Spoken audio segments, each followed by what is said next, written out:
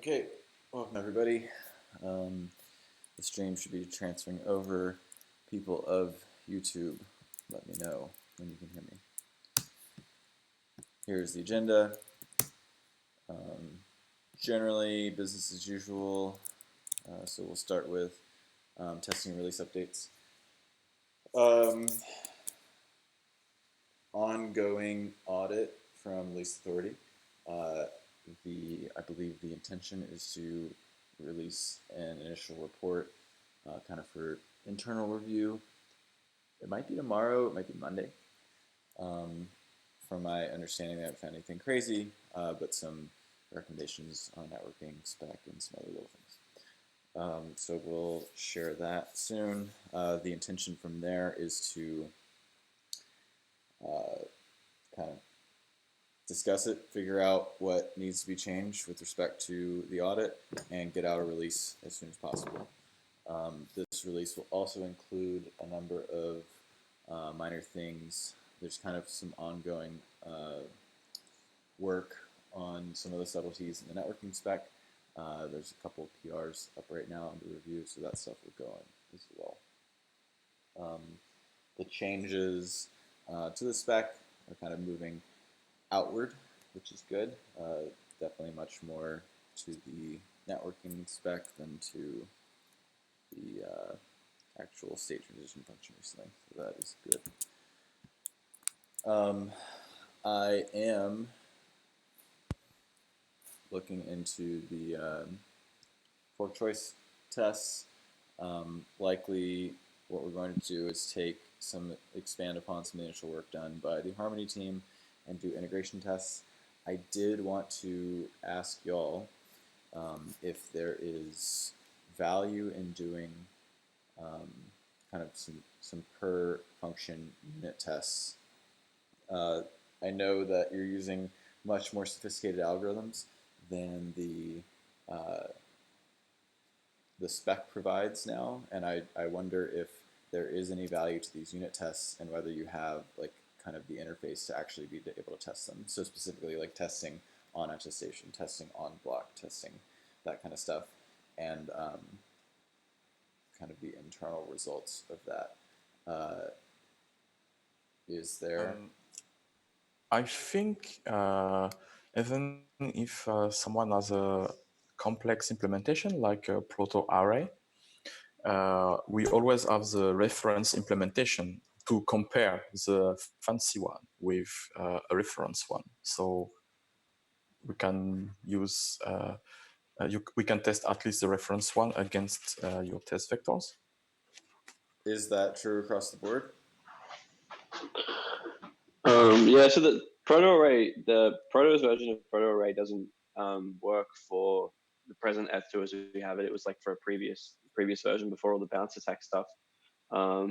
I would definitely be interested to test the stuff about like should update Genesis, should update the justified state. I think that stuff is like sufficiently complex, especially if you try to start to optimize it to avoid reading states from the disk. It'd be nice to test that. Right. But I think that we'll probably find that most clients don't actually do block processing inside their fork choice like it does in the spec. So I think like on one hand, it'd be really nice to be able to test all of that should update the justified state. But it may also be annoying if there's tests in there that are like, oh, here's an invalid block given to fork choice. Does it reject it or not? Because I see. we probably have to just skip all of those. Gotcha. Okay. Good info. I will digest that. Thank you. Any other comments on unit tests and that being feasible or worthwhile in the context of your client?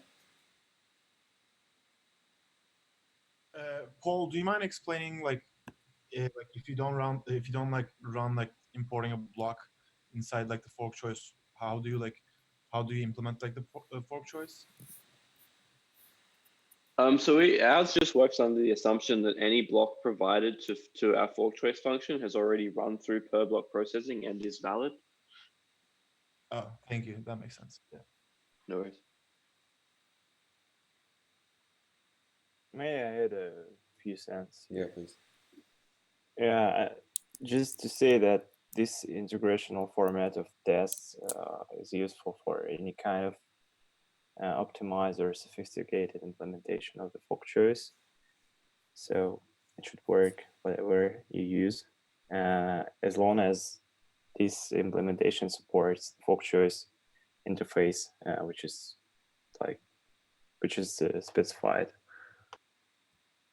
Yeah. So I believe by default everyone should be able to handle integration tests, but it's more whether, because I can kind of very easily, with a grain of salt, turn the tests in the PySpec, the unit tests, into unit tests for everyone else.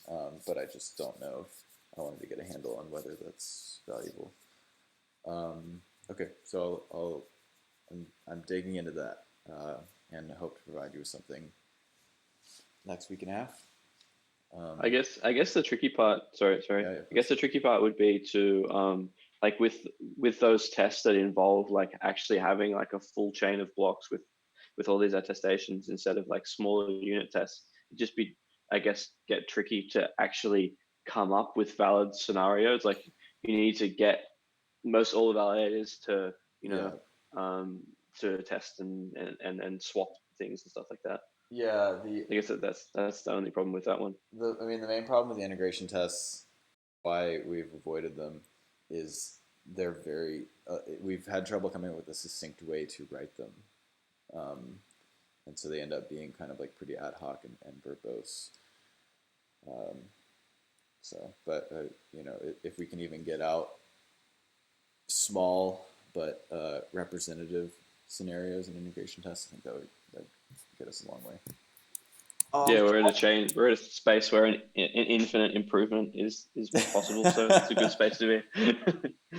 Paul also wrote pretty comprehensive end-to-end ish for choice test, which us Prism has been kind of leverage the same style. I thought that was really useful. I'm not sure if any other team has also looked into that yet.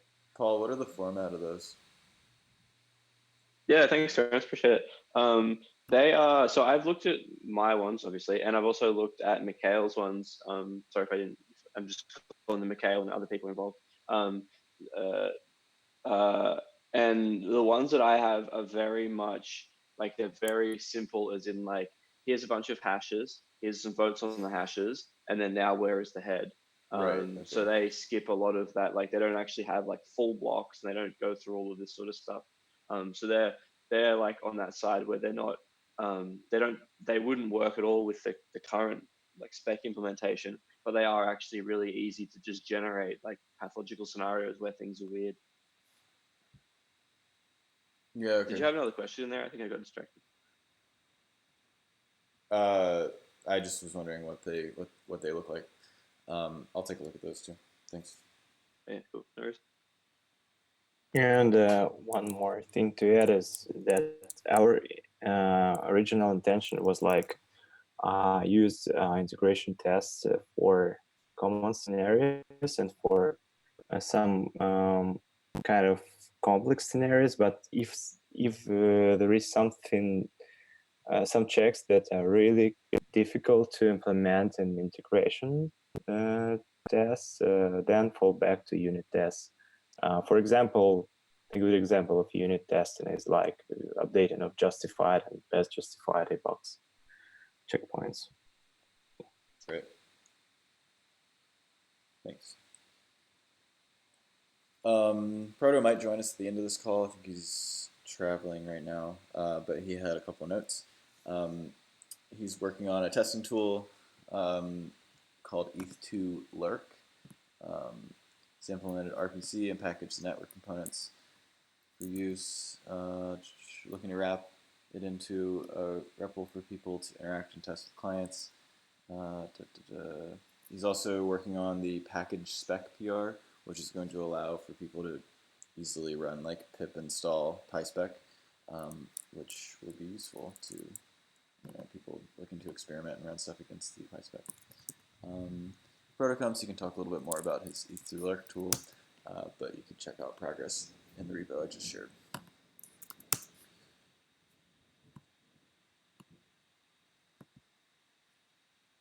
Other testing release updates.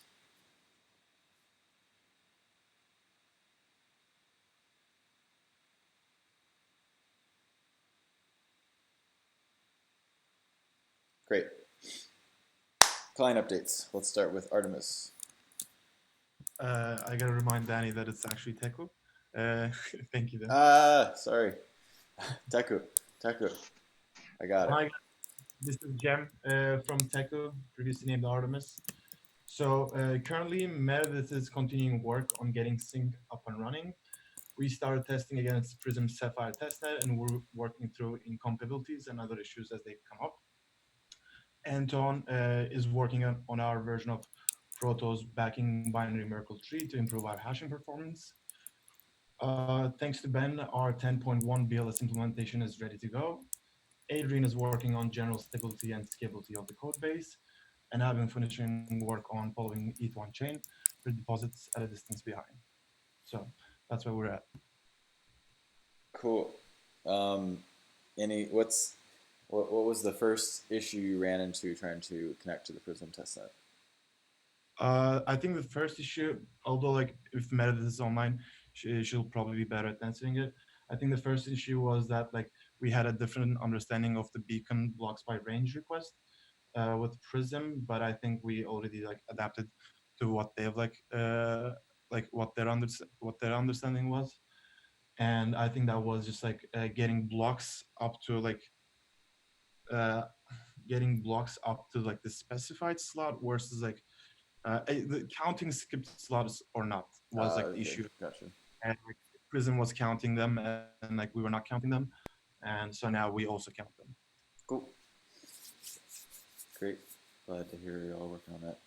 Thank you, Jim. It took a little while to agree. It took a little agree on the Genesis block, which turned out to be our fault, but it was took a while to debug, but we got there. Yeah, debugging When you hashes. Adrian? when you're counting the skip slots, what do you mean by that? So yeah, by that I mean like let's say like we start at block 1 and we want like a count of like 5 blocks, and like for example like for the fourth block is not there.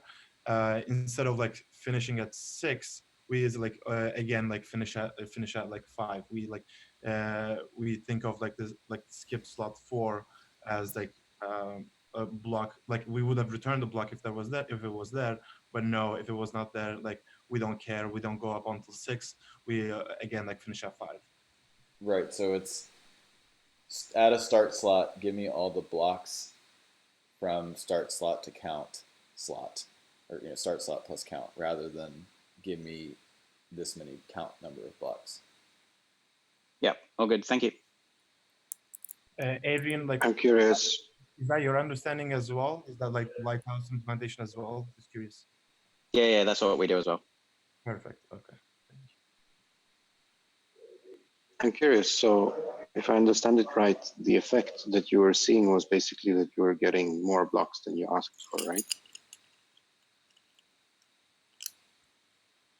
Fewer blocks. Yeah, fewer blocks. Yeah, so for example, the Prism network doesn't have any blocks until 200 slot 217. So if we asked for 100 blocks starting from Genesis, we were getting nothing, and we'd expected 100 blocks. So Right. working that through, yeah. That's a fun edge case to start the network with.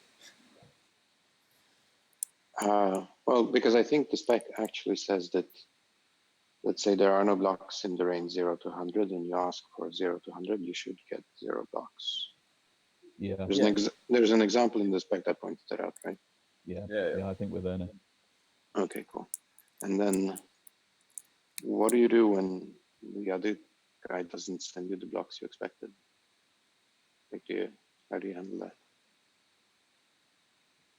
I think that's a question for Meredith. I don't think she's here, so I'll defer if that's okay. Jacek. Okay, cool. Because we've had some uncertainties around that. how that should be handled safely as well. So I'd be just curious to hear how you deal with it. Like somebody sends you, fewer or more blocks than you asked for. Cool. Yeah, let's catch up offline. Yep. Yeah, exactly. Okay. How about Nimbus?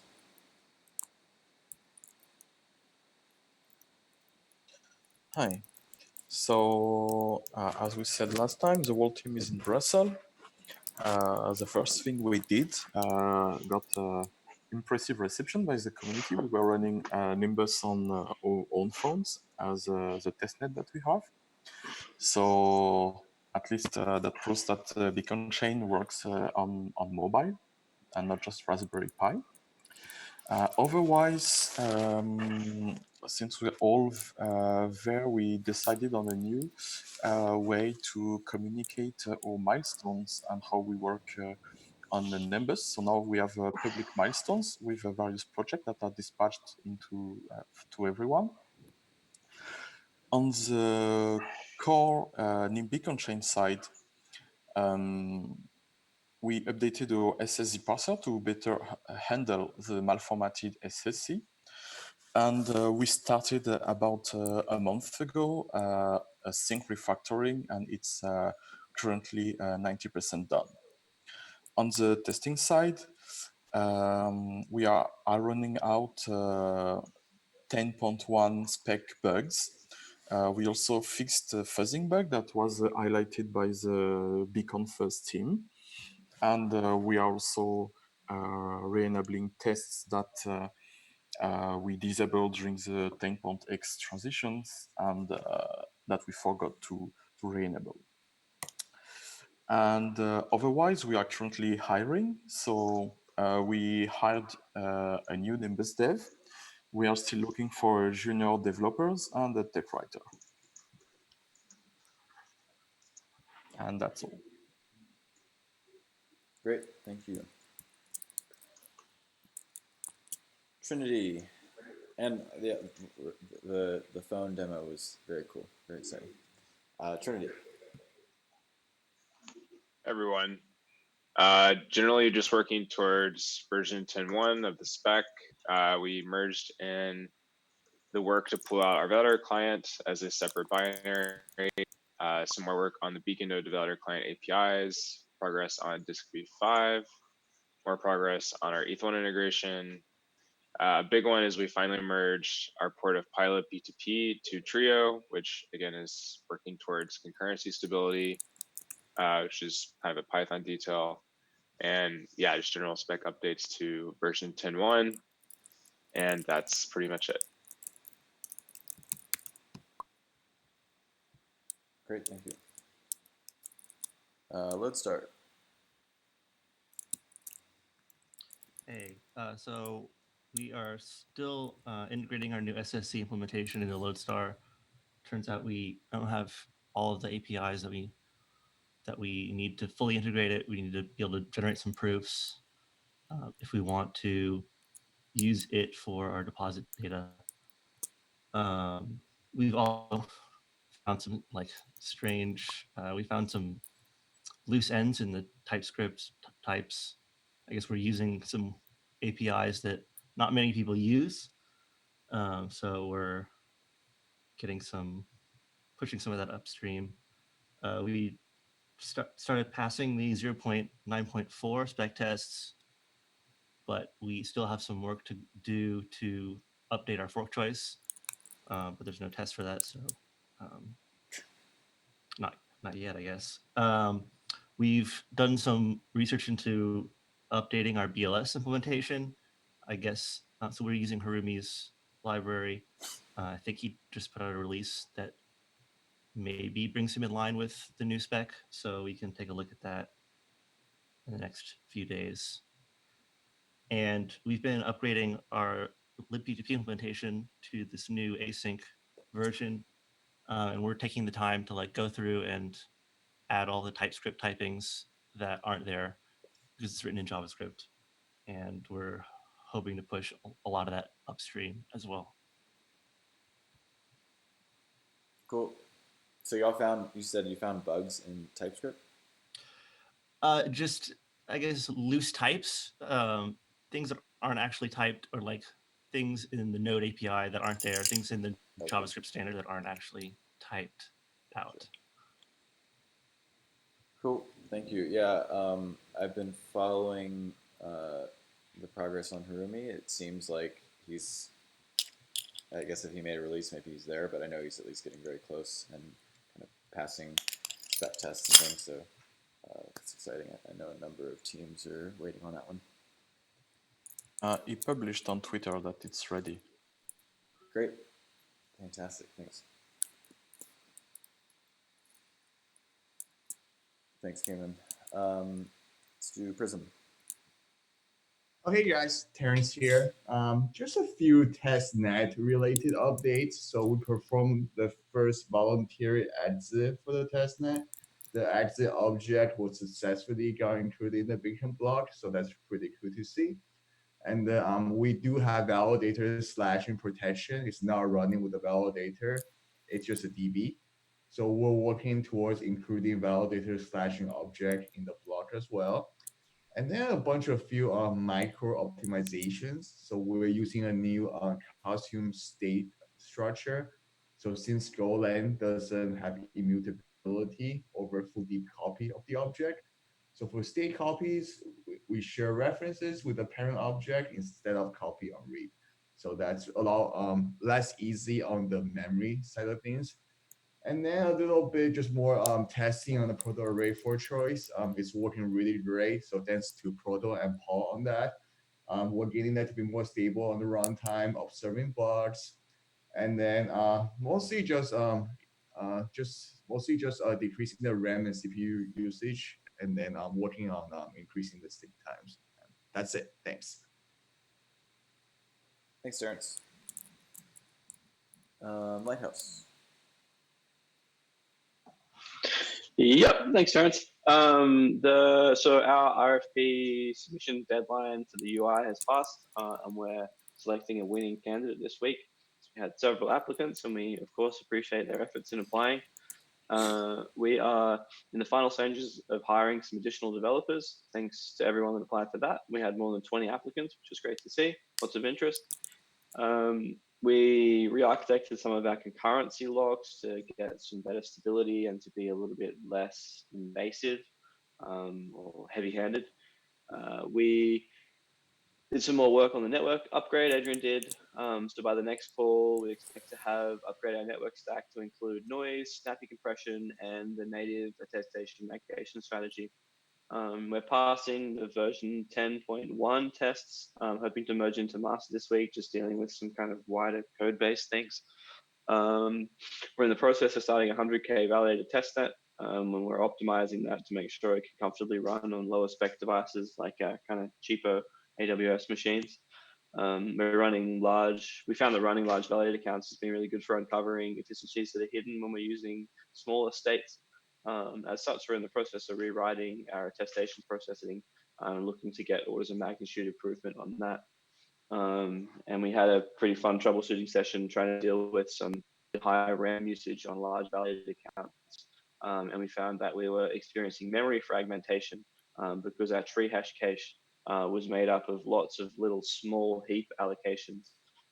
So they were kind of, when you had multiple of them, they were kind of interleaving across memory pages and resulting in them not getting freed.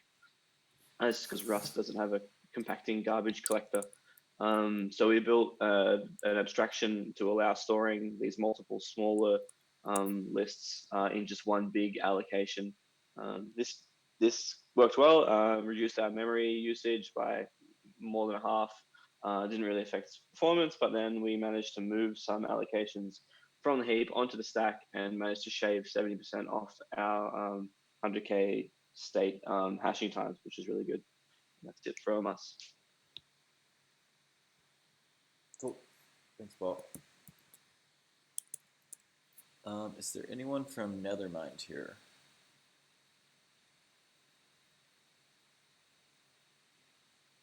Okay, I don't think so. And I believe that is everyone, correct?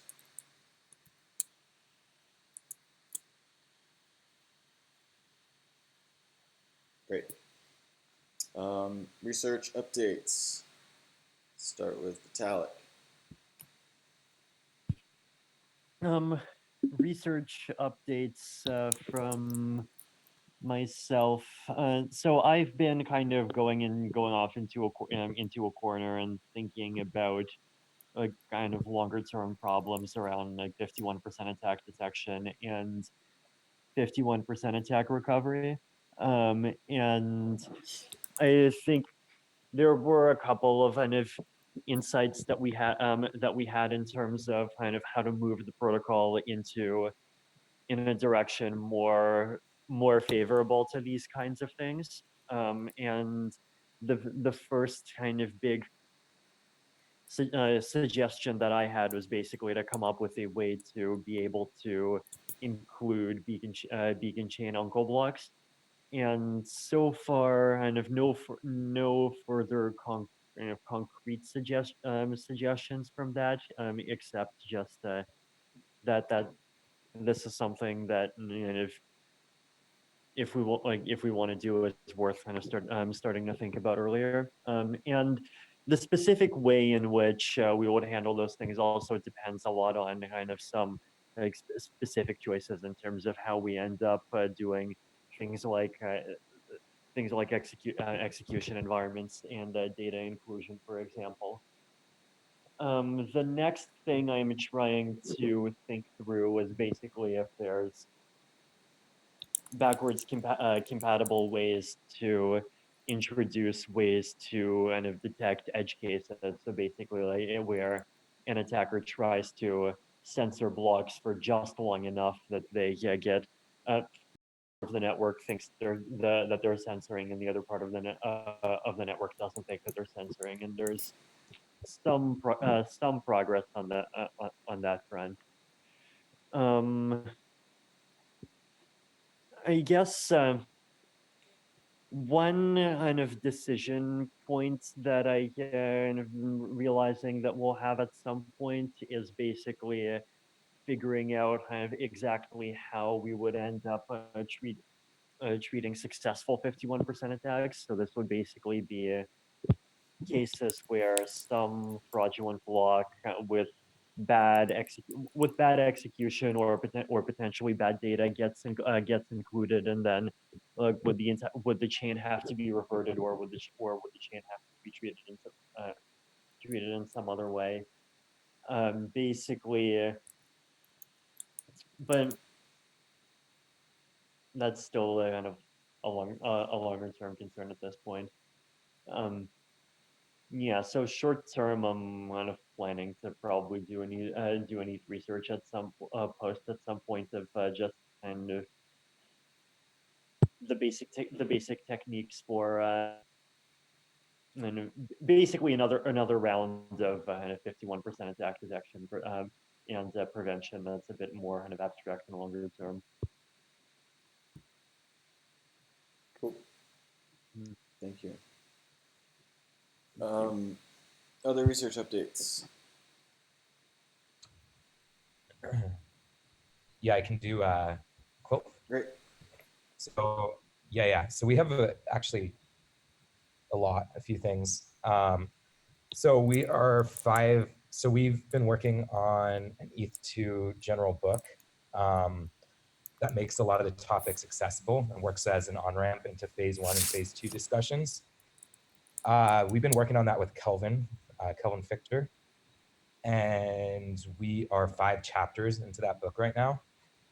So there's an introduction. An ETH1 overview covers POW, EVM, scaling, blockchain basics. We have an ETH2 overview, which goes into POS, beacon chain, shards, EEs, the rollout phases. Then we have a proof of stake chapter. It goes into core concepts, basic operations, fork choice, long range attacks, cast breadth of G, weak subjectivity. Then we have the building blocks, which is BLS, Randall, SSZ, committees, deposit contract, shuffling, and then beacon chain chapter, which starts going into validator lifecycle duties, structure, all of that. And so this has been, Quilt has been giving feedback, and Kelvin's been iterating pretty quickly. Ben Edgington has also been involved. So Ben's, I know, separately been doing a work on annotating the spec. And he's also helping edit some of this and review it as well, and given a lot of good feedback. And so this is exciting. And from like my perspective, this is in general just a part of a master plan to transition people into EE tooling and contract tooling once we're ready. And a lot of this book should guide the narrative and make a lot of ETH2 more accessible. And it's pretty comprehensive. And so pretty excited. I think we're generally shooting for a initial release around 2 to 3 months from now. And then it would be actively iterated on to where we will, go ahead and then add phase 1 into the book, phase 2, and then further pieces. So as this becomes more complete, we'll start getting feedback from more people and making this more wide open. So just FYI, that's been in the works.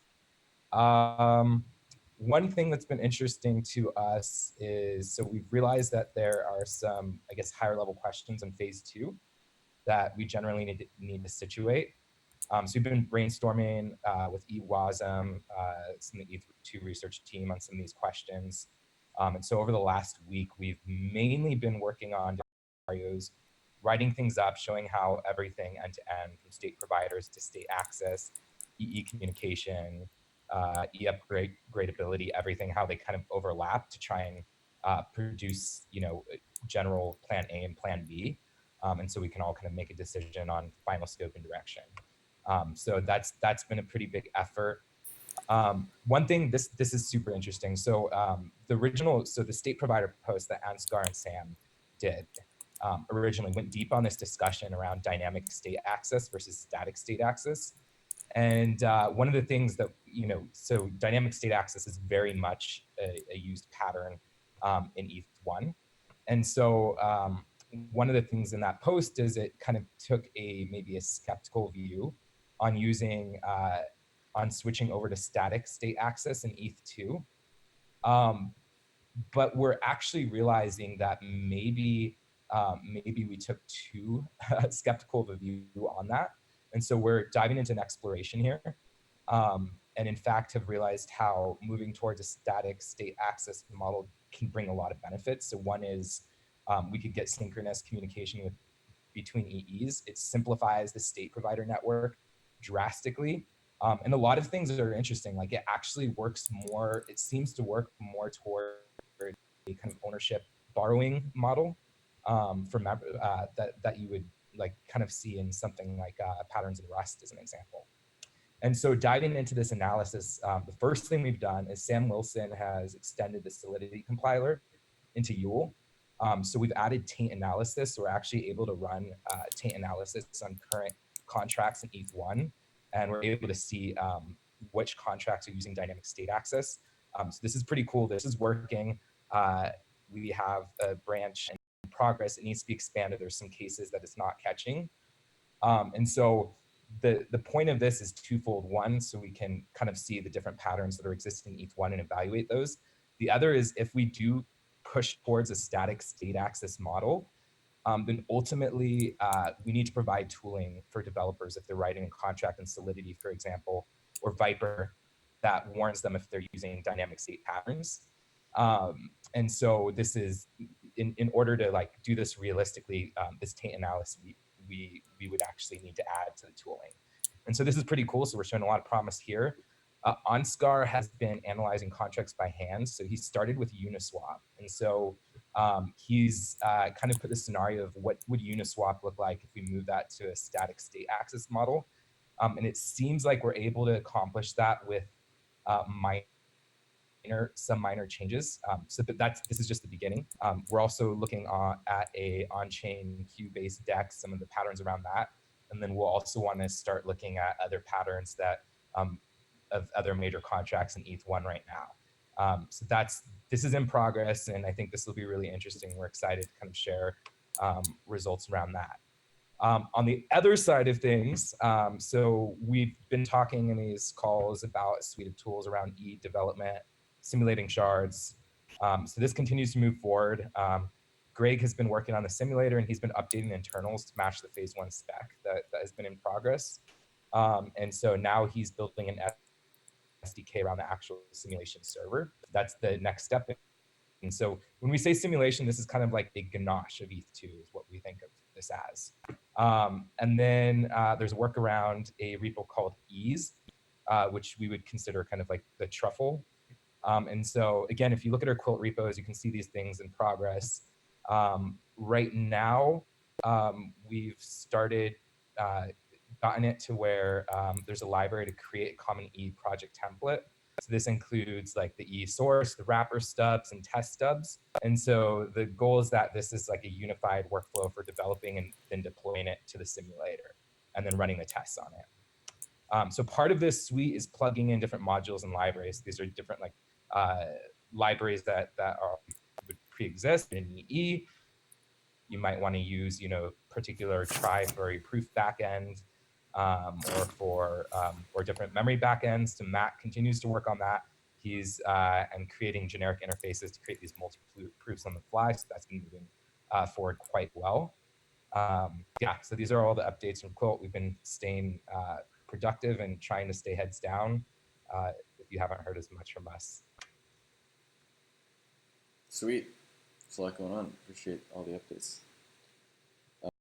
Any comment or question on that? There's a lot there.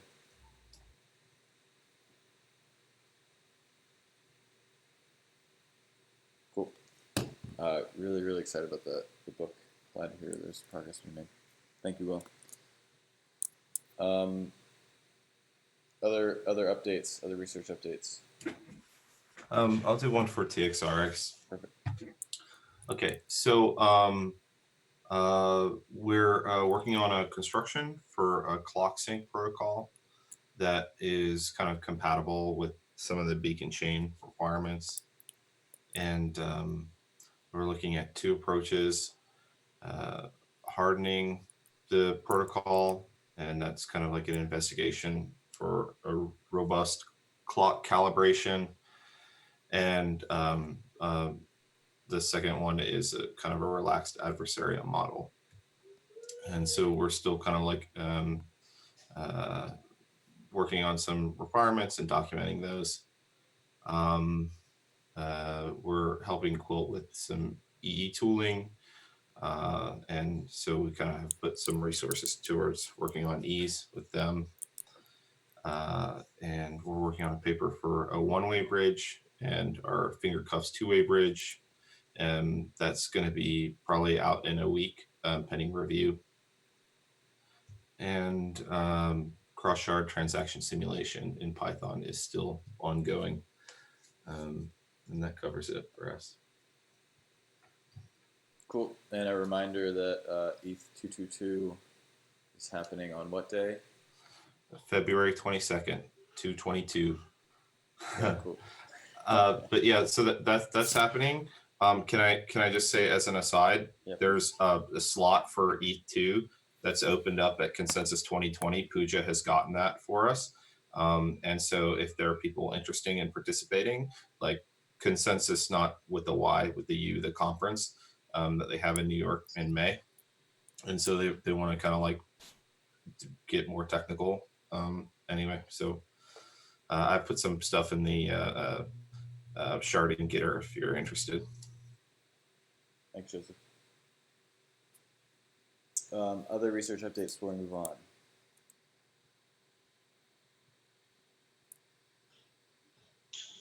Just a quick note that so Proto started this kind of write-up about client implementation that I'm trying to help him with this. So I have been trying to fill up some of the more general content on different topics. This week I was working on the bootstrapping for networking and live peer-to-peer.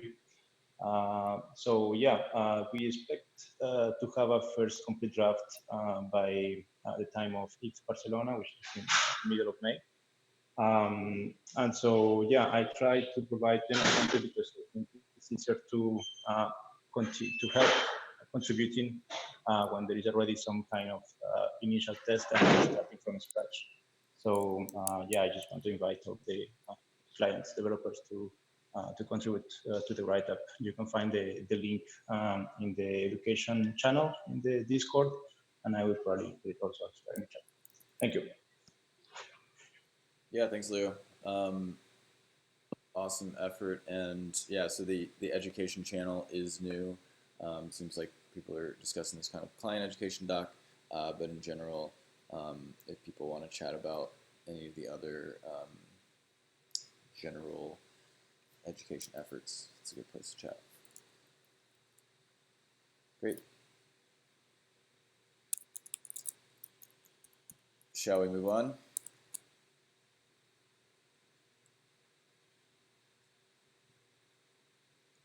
Move on. Thanks. Moving on. Network stuff. We did have a network call about a week ago. There are some limited notes up from that. There were just a couple PRs that have come derivative of that. And in general, in the networking, there's kind of continued refinement of network spec, some added conditions to validation conditions to gossip subchannels to reduce some of the DOS vectors. And I do expect a few things to come out in the next few days from the lease authority audit.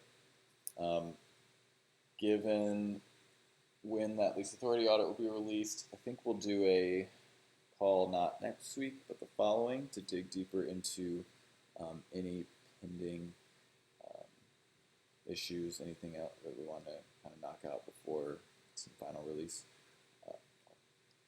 before the next release from audits and ongoing things. So we will have a lot of time to talk during that call as usual. There's a lot of PRs to also discuss some ongoing things. But since we're all here, are there any networking related items that people want to discuss today?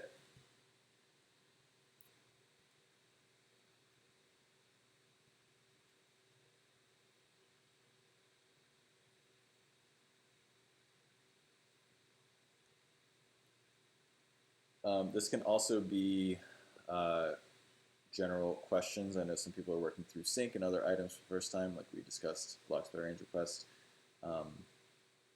Any questions people have about the spec, anything like that. People are all kind of in a different range on where they are tackling that. So there's some good knowledge to share.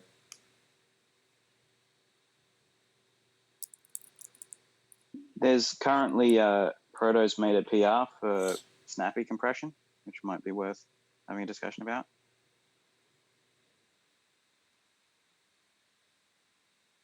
I have not reviewed that yet, but it has to do with essentially which length we are prefixing, which kind of dictates how we might stream either the compressed or stream kind of uncompressing the decompressed.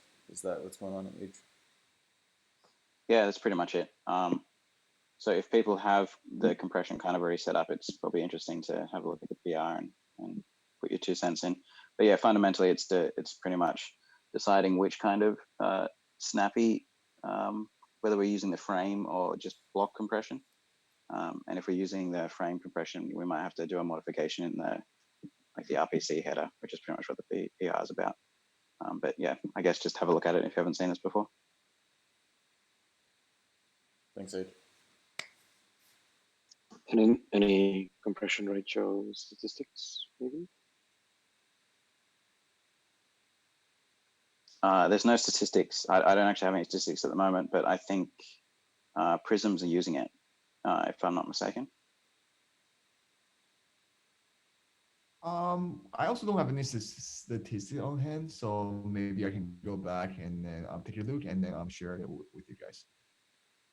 And Yasik, are you asking if there's a better compression given what we do blocks or frames, or is that just you're just curious about snappy compression in general?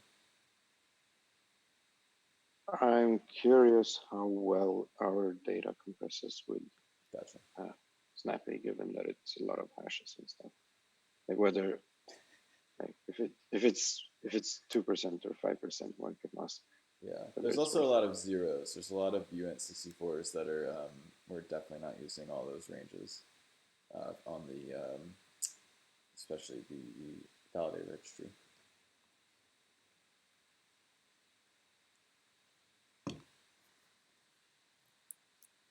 Okay, network questions, comments, thoughts before we move on.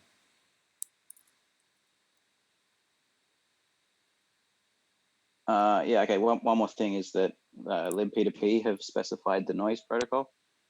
So if anyone started looking into noise, pretty much the one dependent handshake that we need is the XX handshake.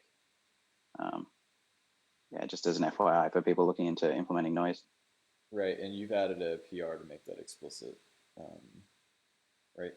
Pretty much, it's just a link to the libp2p specs and just explicitly what we have to implement if you haven't already implemented it. Great, thanks, Age. Okay, we will dig deeper into networking in about 2 weeks' time on that call. I'll post that soon. Thank you. General spec discussion. Actually, Tomas joined. Tomas, do you want to give us an update on Nethermind?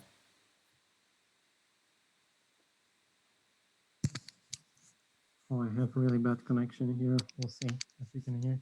I'm reviewing the document that you just updated with the list. So we didn't move that much forward, but we have many of the things that you're discussing from other work we've done. So you have all the snappy compression, SSZ. We started networking. We have BLS, but haven't updated yet to the latest spec of BLS. We started some initial work on Discovery 5, but I think only next week or next 2 weeks we'll start to look further at updating the spec to the 0.10. And then I hope we'll be, the plan for now is probably end of February or maybe mid-March to have testnet and then start to think about connecting to the multi-client testnets. Cool. Yep, that's from me. Glad to hear the progress. Thanks. Okay, the next section is flagged for just general spec discussion. This can also extend into general testnet discussion. Just things that have come up that you want to discuss.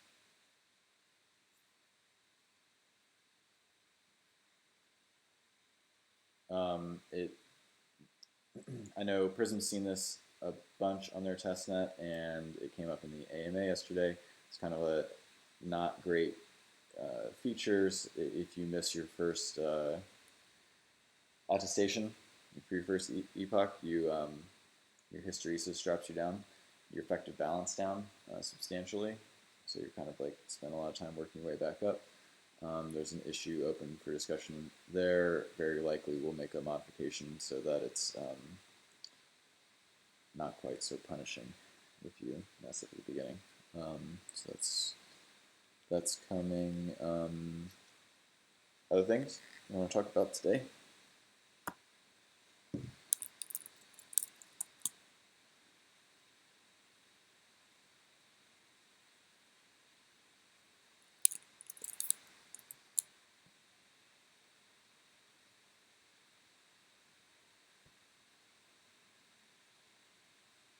Cool. I know everyone's pretty heads down. It's a lot of work to do. Okay. Open discussion, closing remarks. A lot of us are going to be in Colorado next week for ETH Denver. We should all meet up, hang out. And then following that, a lot of Stanford blockchain conference stuff. There's a lot of good stuff going on in the spring. Comments, thoughts, anything else? Is there like a group related to the Denver? There is a chat in, we have a conferences chat section with a few conferences in the Discord now. There's ETH Denver, SBC, and ETHCC. So we can use that for just general discussion. We should certainly hang out, grab a bite. I'll try to, I know I got a tally. There's like a handful of people at least showing up, but I'll pop in there and see if we can organize something. Cool, thank you.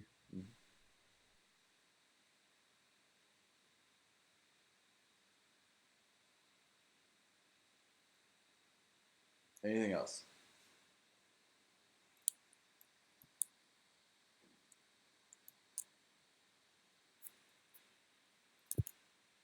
Okay. Nothing else from me. keep up the good work. See a lot of y'all in person soon, and talk to you on the internet. Take care, everyone. Thank you.